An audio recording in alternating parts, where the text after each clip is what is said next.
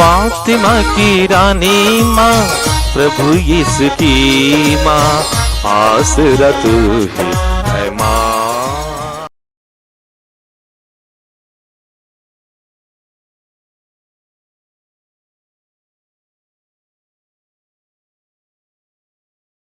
पहला पाठ। इब्रानियों के नाम संत पौलुस का पत्र, अध्याय 2, पद संख्याएं 5 से 12 तक। यह उचित था कि ईश्वर मुक्ति के प्रवर्तक को दुखभोग द्वारा पूर्णता तक पहुंचा दे। ईश्वर ने उस भावी संसार को, जिसकी चर्चा हम कर रहे हैं, स्वर्ग दूतों के अधीन नहीं किया। इसके संबंध में कोई धर्म ग्रंथ में यह साक्ष्य देता है, मनुष्य क्या है जो तू उसकी सुधि ले, मनुष्य का पुत्र क्या है जो तू उसकी देखभाल करे। तूने उसे कुछ ही समय तक स्वर्ग दूतों से छोटा बनाया और उसे महिमा तथा सम्मान का मुकुट पहनाया। तूने सब कुछ उसके पैरों तले डाल दिया।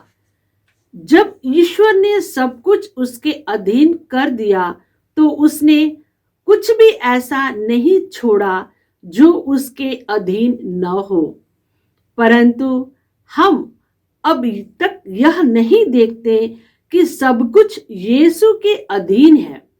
यीशु को कुछ ही समय तक स्वर्ग दूतों से छोटा बना दिया गया था, जिससे वह ईश्वर की कृपा से प्रत्येक मनुष्य के लिए मर जाए।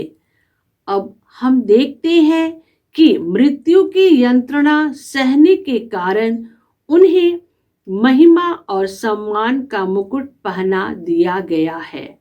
ईश्वर, जिसके कारण और जिसके द्वारा सब कुछ होता है, बहुत से पुत्रों को महिमा तक ले जाना चाहता था।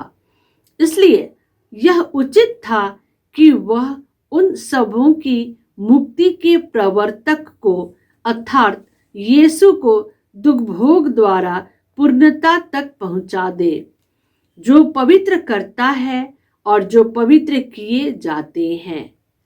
उन सबों का पिता एक ही है, इसलिए यीशु उन्हें अपने भाई मानने में नहीं लजाते और कहते हैं, मैं अपने भाइयों के सामने तेरे नाम का बखान करूंगा, मैं सभाओं में तेरा गुणगान करूंगा।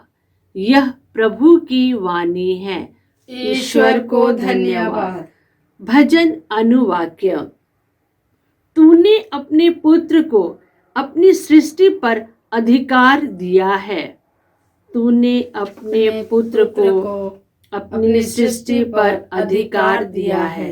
हे प्रभु, हमारे ईश्वर, तेरा नाम समस्त पृथ्वी पर कितना महान है। मनुष्य क्या है जो तू उसकी सुध ले, आदम का पुत्र क्या है जो तू उसकी देखभाल करे। अनुवाक्य। तूने अपने पुत्र को अपनी सृष्टि पर अधिकार दिया है। तूने अपने पुत्र को अपनी सृष्टि पर अधिकार दिया है। तूने उसे स्वर्गदूत से कुछ ही कम बनाया और उसे महिमा तथा सम्मान का मुकुट पहनाया। तूने उसे अपनी सृष्टि पर अधिकार दिया। अनुवाक्य। तूने अपने पुत्र को अपनी सृष्टि पर अधिकार दिया है। तूने अपने पुत्र को अपनी सृष्टि पर अधिकार दिया है। तूने सब कुछ उसके पैरों तले डाल दिया। सब भेड़ बकरियों, गाय बैलों और जंगल के बनेले पशुओं को, आकाश के पक्षियों, समुद्र की मछलियों और सारे जलचारी जंतुओं को। अनुवाक्य। तूने अपने पुत्र को अपनी सृष्टि पर अधिकार दिया है। तूने अपने पुत्र को अपने सृष्टि पर अधिकार दिया है। जय घोष।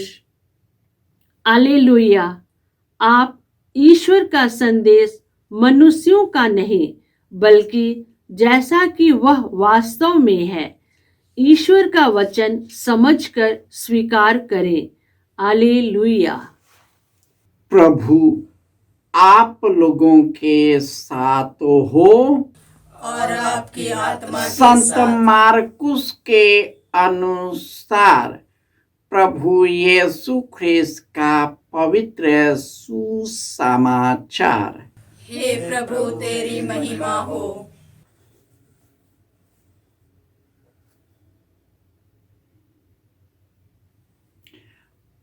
अध्याय 1 पद संख्याएं 21 से 28।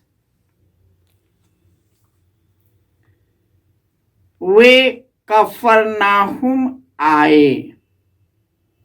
जब विश्राम दिवस आया तो यीशु सभागृह गए और शिक्षा देने लगे।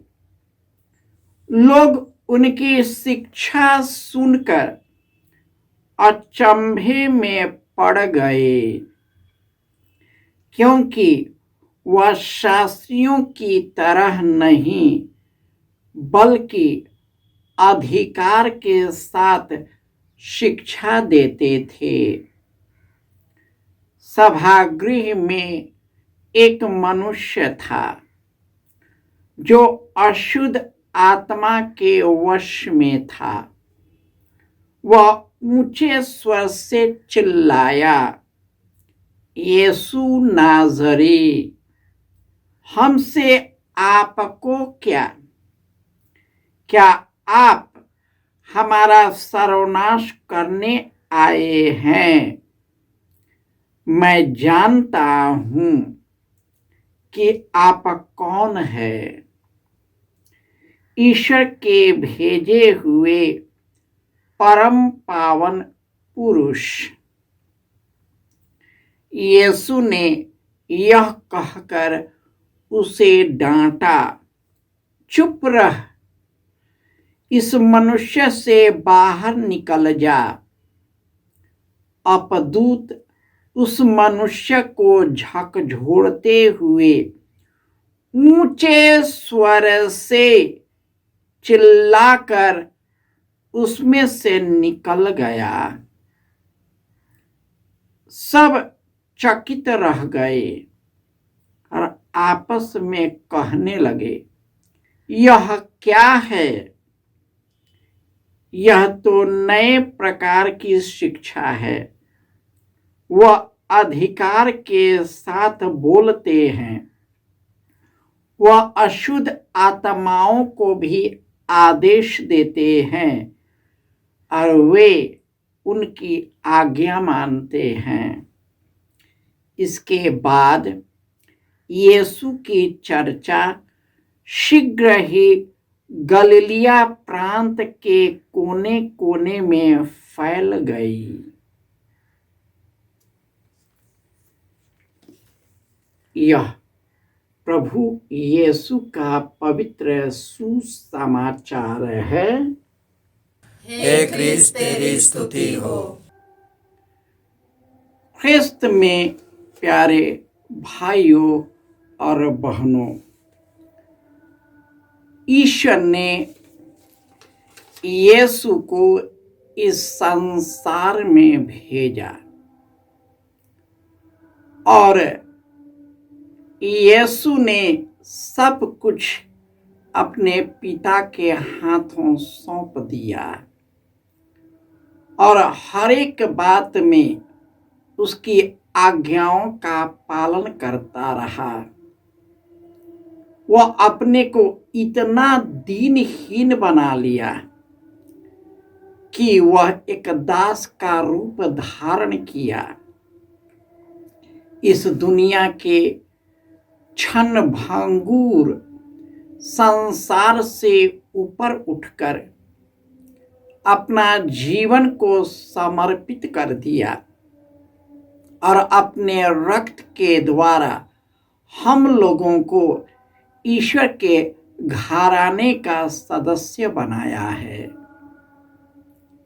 और उन्होंने हम सबों को वही अधिकार प्रदान किया है जो यीशु ने अपने प्रेरितों को दिया था। आज के सुसमाचार में प्रभु यीशु कफरनहूम आए। वह विश्राम दिवस का समय था। लोगों को शिक्षा देने लगे और सभागृह में एक मनुष्य था जो अशुद्ध आत्मा के वश में था। वह ऊंचे स्वर से बोलने लगा, यीशु नाजरी, क्या तू हमें नाश करने आया है? यीशु ने उसे आज्ञा दी, तुम उसमें से निकल जाओ। और उसने उसकी आज्ञानुसार उससे निकल गया। सभी चकित हो गए। आज माता कलीसिया हमारे भारत का संत देव सहायम पिल्लै, जिन्होंने अपना नाम ख्रिस्तीय परिवर्तन में लाजरुस रखा, उसका महोत्सव मना रहे हैं। यह हमारे लिए गौरव की बात है कि हमारे भारत देश के एक विश्वासी व्यक्ति लोक धर्मियों में से एक संत बना। उनका जन्म 23 अप्रैल 1712 में कन्याकुमारी में हुआ था और वे केरल आए। यीशु के संदेश को सुनाने लगे और उनके वचन को सुनकर यीशु के विरोधियों ने उनको तड़पा तड़पा कर मार दिया। जिस प्रकार प्रभु यीशु को, प्रभु के शिष्य और उनके अनुयायियों को, उसी प्रकार देव सहाय पिल्लै यीशु में विश्वास करते हुए, अपने विश्वास की गवाही देते हुए यीशु के लिए शहीद हो गया। और 15 मई 2022 को संत फ्रांसिस संत पापा ने उन्हें संत घोषित किया। यह हम सबों के लिए सम्मान और श्रद्धा का विषय है कि हमारे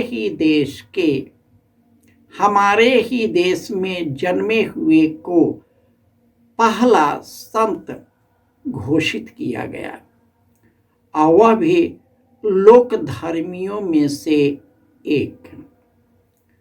हम उनकी मध्यस्थता द्वारा प्रार्थना करते हैं कि हम सभी पवित्र आत्मा से भर जाए, ताकि हम शरीर, संसार और लोगों की बुराई से ऊपर उठकर स्वर्ग राज्य की घोषणा करें और जहां तक हो सके हम लोगों को भी यीशु के मार्ग पर ले चले और उन्हें भी यीशु के प्रेरित कार्य के सहभागी बनाएं। हम सभी विश्वास और आस्था के साथ यीशु को अपना जीवन अर्पित करें, उस पर भरोसा करें, विश्वास करें, उनके बताए शिक्षा और मार्ग के अनुरूप अपना जीवन बिताए, अपने को पवित्र और निष्कलंक बनाए रखे और एक दूसरे की सेवा में अपने जीवन को अर्पित कर सके। जय यीशु